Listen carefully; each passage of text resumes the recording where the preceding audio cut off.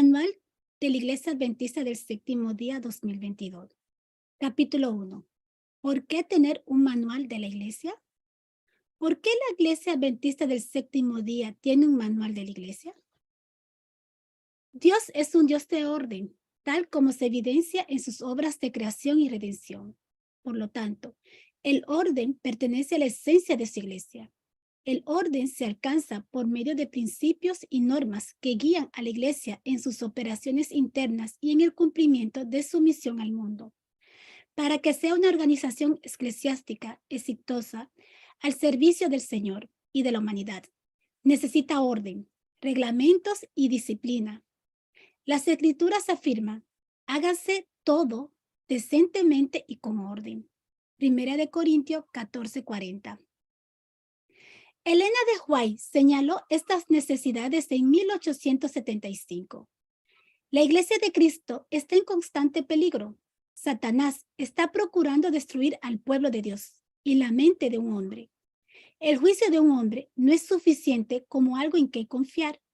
Cristo quiere que sus seguidores se mantengan unidos en la Iglesia, observando orden, teniendo reglas y disciplina, y que todos se sujeten unos a otros, estimando a los demás mejores que sí mismo. Testimonio para la Iglesia, tomo 3, página 489.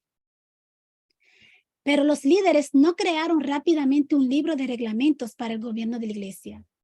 Aun cuando durante los primeros años de la Iglesia se celebraba anualmente el Congreso de la Asociación General y los delegados votaban acuerdo referente al orden y la vida de la Iglesia. Finalmente, el Congreso de la Asociación General de 1882 votó la preparación de instrucciones para los dirigentes de la Iglesia, que debían ser impresas en la Review and Herald o en forma de folleto. Esto está en la Review and Herald, 26 de diciembre de 1882. Este acuerdo revela la creciente comprensión de que el orden en la Iglesia era imperativo. Si se quería que la organización eclesiástica funcionara con eficiencia y de que la uniformidad en tal orden exigía que sus principios orientadores se pusieran en forma impresa.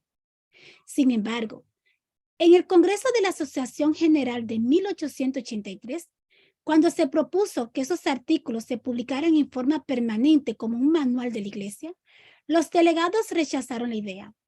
Los hermanos temían que eso haría caer a la Iglesia en la formalidad y la coartaría la libertad de sus ministros para tratar los asuntos de orden eclesiástico como desearan en forma individual. Pero este amor, que indudablemente reflejaba la oposición que había surgido 20 años antes contra cualquier tipo de organización eclesiástica, evidentemente desapareció.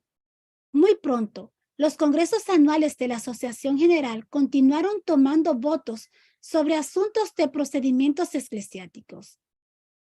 Aunque la Iglesia se había negado oficialmente a adoptar un manual, los líderes de vez en cuando reunían en un libro o en forma de folleto las normas aceptadas por la mayoría para la vida de la Iglesia.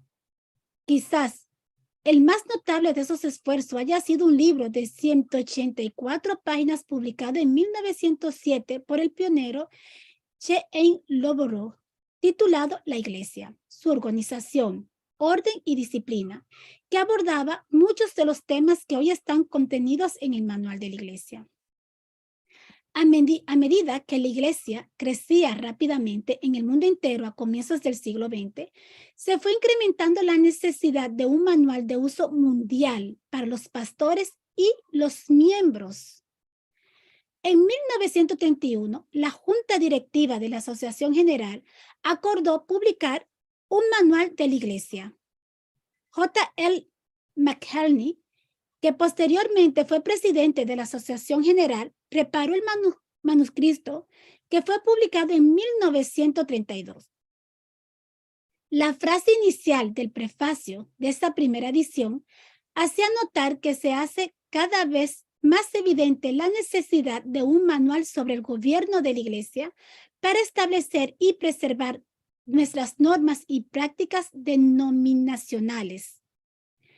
Nótese la expresión preservar.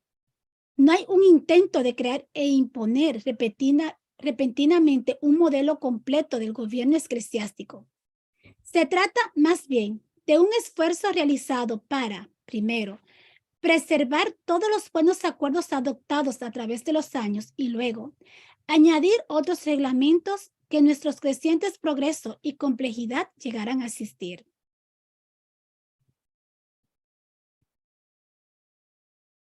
Autoridad y función del manual de la Iglesia.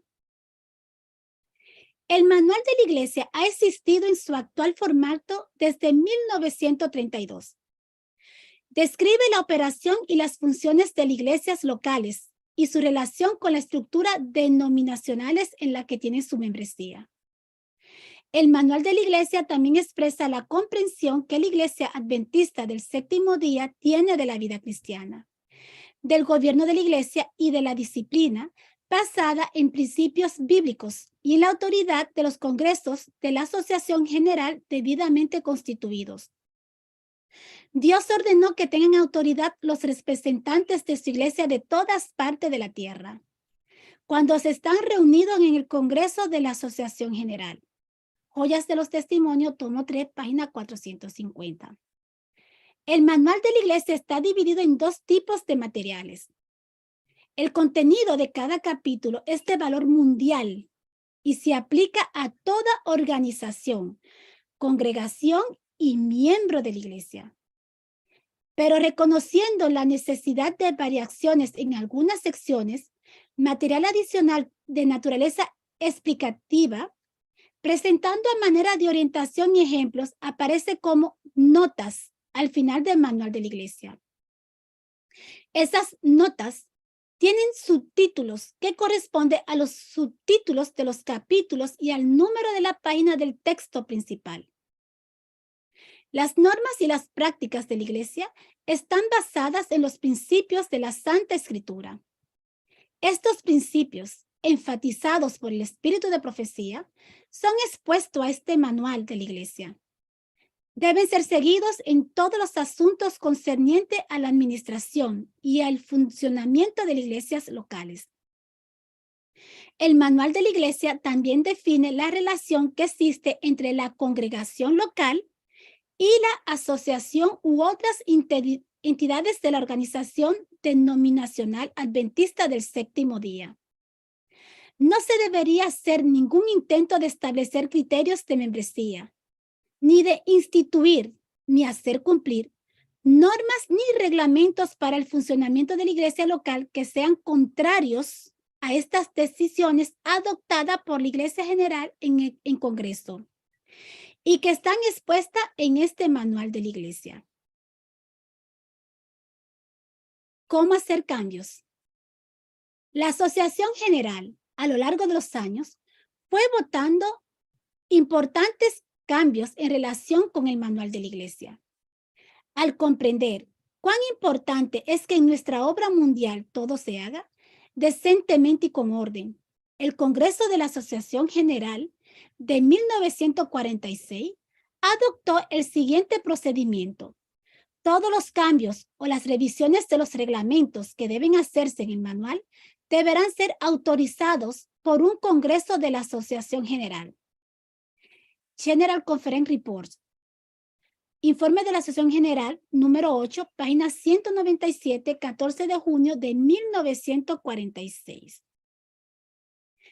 En 1948, en vista de que las condiciones locales en diferentes regiones del mundo exigen a veces disposiciones especiales, el Concilio Otoñal votó que cada división del campo mundial, incluso la división norteamericana, prepare un suplemento para este nuevo manual de la Iglesia, no para modificarlo, sino para complementarlo con el material adicional que sea aplicable a las condiciones y las circunstancias que prevalezcan en la división. Los manuscritos de estos suplementos deberán someterse a la consideración de la Junta Directiva de la Asociación General para ser refrendados por ella antes de ser impresos. Resoluciones del Concilio Otoñal de 1948, página 19. El Congreso de la Asociación General del año 2000 autorizó la reclasificación de algunos de los materiales existentes en el Manual de la Iglesia. En la sección de notas, como orientación ejemplo, más que como material obligatorio, y aprobó el procedimiento para hacerle modificaciones. Los cambios o las revisiones del Manual de la Iglesia, exceptuadas las notas y los cambios editoriales, solo pueden ser hechos por voto de un Congreso de la Asociación General en el que estén reunidos los delegados del Cuerpo Mundial de Creyentes y tengan voz y voto en las revisiones que deben ser hechas. Si alguna iglesia local, una asociación o una asociación misión desean proponer una revisión en el Manual de la Iglesia, debe someter estas revisiones al siguiente nivel constituyente para consideración y estudio más amplio. Si ese nivel aprueba la propuesta, debe someter la revisión sugerida al próximo nivel para una evaluación adicional. Si los diferentes niveles aprueban la propuesta, finalmente será enviada a la comisión del manual en la Iglesia de la Asociación General, que considerará todas las recomendaciones si la comisión del manual de la Iglesia aprueba una revisión. La preparará para presentarla en un concilio anual o en el Congreso de la Asociación General. La revisión de una nota sigue el mismo procedimiento. La Junta Directiva de la Asociación General puede aprobar cambios a las notas en cualquier concilio anual. La Comisión del Manual de la Iglesia informa la propuesta de cambios editoriales que no sean sustanciales al contenido principal del Manual de la Iglesia en un concilio otoñal de la Junta Directiva de la Asociación General, que puede votar su aprobación final. Sin embargo, si en el concilio otoñal se determina por 1/3 de los votos que un cambio editorial altera sustancialmente el significado de un pasaje, el cambio propuesto debe ir al Congreso de la Asociación General. En el último concilio otoñal de un quinquenio, la Junta Directiva de la Asociación General revisa todos los cambios a las notas y coordina los cambios con cualquier otra enmienda propuesta al contenido principal del Manual de la Iglesia. Se publica una nueva edición del Manual de la Iglesia después de cada Congreso de la Asociación General. Siempre se debería utilizar la edición más reciente. La presente edición incorpora las enmiendas realizadas en el Congreso de la Asociación General en 2022. ¿Dónde pedir consejo? Los oficiales, los líderes, los pastores y los miembros de la iglesia deben recurrir a la asociación, misión, campo local en busca de consejo acerca del funcionamiento de su congregación o cuando surjan preguntas relacionadas con el manual de la iglesia. Si no se logra un entendimiento o acuerdo, el asunto deberá referirse a la unión para su aclaración. Términos utilizados en el manual de la iglesia. Iglesia. Por motivos de economía editorial y de impresión, iglesia con I mayúscula, en esta página es utilizada en la frase completa Iglesia Adventista del Séptimo Día y se refiere a la organización de la iglesia en su conjunto, más que una congregación o iglesia local, a menos que sea utilizada dentro de una cita. Las referencias a una iglesia local en general también se aplica a un grupo organizado. Asociación, misión, sección, delegación, campo o unión de iglesias. Por motivo de economía editorial y de impresión, asociación en estas páginas significa asociación, misión, campo, sección, delegación o unión de iglesia. Tal como en contexto administrativo lo indique. Generalmente, cada congregación es miembro de la hermandad de iglesias, conocida como asociación. Pero hasta que la organización local adquiera el estatus de asociación, en el libro de reglamento de la Asociación General Puede ser identificada como una misión, sección, delegación o campo. En algunas divisiones mundiales, las uniones de iglesias en un país particular funcionan como una asociación para los fines de la iglesia locales y como una unión para los fines de otras organizaciones de la iglesia. Ver capítulo 3, organización y autoridad. Pastor y ministro. Gran parte de las áreas de la iglesia mundial utiliza pastor para identificar a un miembro del clero. Por lo tanto, este término es utilizado en estas páginas en lugar de ministro, sin importar las responsabilidades que se le asigne en la asociación local. El uso del término aquí no tiene la intención de imponer ese uso donde se acostumbra a decir ministro. Los pastores referidos en este manual son los que han sido designados por la asociación para supervisar los asuntos de la iglesia local o de un distrito. Todas las citas bíblicas, sin otra indicación, han sido extraídas de la Biblia Nueva Reina Valera 2000, actualizada, a excepción de las que forman parte de una cita del espíritu de profecía.